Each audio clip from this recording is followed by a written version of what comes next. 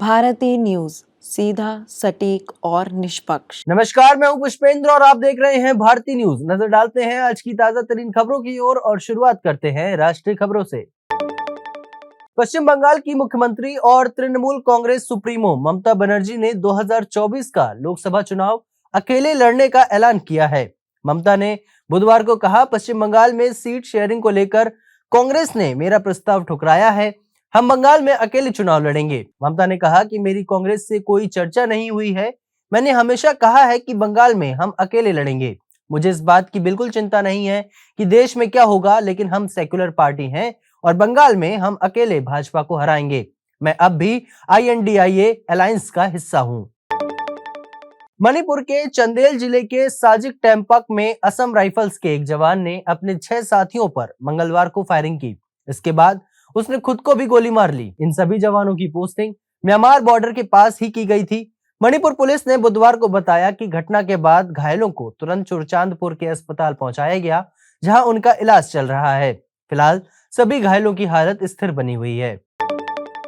असम में कांग्रेस सांसद राहुल गांधी की सुरक्षा को लेकर कांग्रेस अध्यक्ष मल्लिकार्जुन खड़गे ने केंद्रीय गृह मंत्री अमित शाह को पत्र लिखा है। खड़गे द्वारा मंगलवार रात लिखे गए पत्र में पिछले कुछ दिनों में भारत जोड़ो न्याय यात्रा में सुरक्षा मुद्दों को लेकर भी जिक्र किया गया है। खड़गे ने अमित शाह को लिखे अपने पत्र में कहा कि 18 जनवरी 2024 को यात्रा के असम में प्रवेश के पहले दिन असम पुलिस को यात्रा के लिए सुरक्षित मार्ग सुनिश्चित करने के बजाय शिवसागर जिले के अमगरी में भाजपा के पोस्टरों की सुरक्षा करते हुए पाया गया था, जबकि दूसरे दिन भाजपा से जुड़े उपद्रवियों ने लखीमपुर जिले में भारत जोड़ो न्याय यात्रा के पोस्टर और होर्डिंग्स को तोड़ते हुए और उतारते हुए पकड़ा गया था। अब आपको ले चलते हैं अंतर्राष्ट्रीय खबरों की ओर। इसी साल नवंबर में अमेरिकी राष्ट्रपति चुनाव होने हैं। इस बीच भारतीय अमेरिकी रिपब्लिकन राष्ट्रपति पद की उम्मीदवार निक्की हेली ने अपने पूर्व बॉस और पूर्व राष्ट्रपति डोनाल्ड ट्रंप को स्टेज पर बहस करने की खुली चुनौती दी है। साथ ही न्यू हैम्पशायर प्राइमरी में हारने के बाद दौड़ में बने रहने की भी कसम खाई है। 52 वर्षीय हेली ने 77 वर्षीय ट्रंप पर हमला बोला और उनकी मानसिक योग्यता पर सवाल उठाया। ट्रंप ने new Hampshire Republican presidential primary में 53.1% वोटों के साथ जीत हासिल की और भारतीय अमेरिकी हेली 45.8% के साथ पीछे रहीं। बता दें कि हेली ने उम्मीद से बेहतर प्रदर्शन किया, लेकिन ट्रंप हेली से आगे चल रहे हैं। तुर्की के नेताओं ने मंगलवार को नाटो में स्वीडन की सदस्यता का समर्थन किया है। नाटो सैन्य संगठन में शामिल होने को लेकर स्वीडन के लिए एक बड़ी राहत देने वाली खबर है।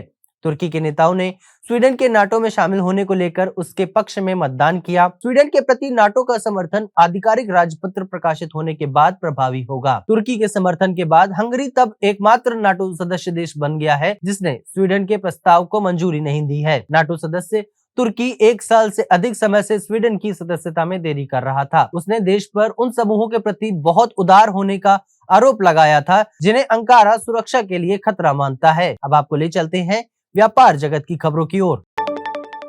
DGCA ने एयर इंडिया एयरलाइंस पर 1.10 करोड़ रुपए का जुर्माना लगाया है। दरअसल एयरलाइन पर संचालित उड़ानों में सुरक्षा उल्लंघन के आरोप लगाए गए। इन आरोपों के बाद DGCA ने कार्रवाई शुरू कर दी। लंबी दूरी के महत्वपूर्ण मार्गों पर फ्लाइट पर सुरक्षा उल्लंघन के आरोप लगाए गए हैं।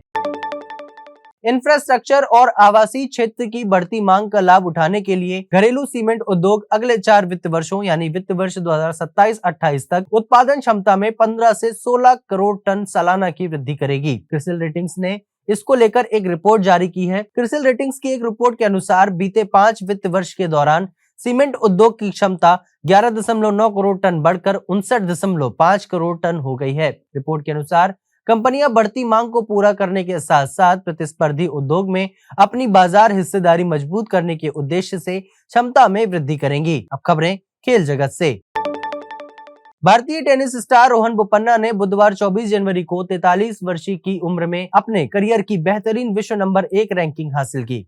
बोपन्ना ने ऑस्ट्रेलियन ओपन 2024 में अपने साथी मैथ्यू एबडेन के साथ मेंस डबल के सेमीफाइनल में पहुंचकर यह उपलब्धि हासिल की है। टेनिस के इतिहास में रोहन विश्व नंबर 1 रैंकिंग हासिल करने वाले सबसे उम्रदराज पुरुष टेनिस खिलाड़ी बन गए हैं। रोहन अपना पहला ऑस्ट्रेलियन ओपन खिताब जीतने के एक कदम और करीब पहुंच गए हैं। भारत के किरण जॉर्ज ने इंडोनेशिया मास्टर्स 500 बैडमिंटन टूर्नामेंट के पुरुष सिंगल क्वालिफाइंग दौर में 2 करीबी जीत के बाद मुख्य ड्रॉ में प्रवेश कर लिया। जॉर्ज ने अब तक 2 सुपर 100 खिताब 2022 ओडिशा ओपन और 2023 डेनमार्क मास्टर्स जीते हैं। उन्होंने इंडोनेशिया के सेशार हिरेन रोस्टावितो को 21-17, 12-21, 21-15 से हराया। इससे पहले उन्होंने फ्रांस के एलेक्स लेनियर को 12-21, 21-18, 22-20 से मात दी थी। अब तक की खबरों के लिए बस इतना ही। बाकी की खबरों के लिए देखते रहिए भारती न्यूज और भारती न्यूज को शेयर, लाइक और सब्सक्राइब करना ना भूलें। धन्यवाद।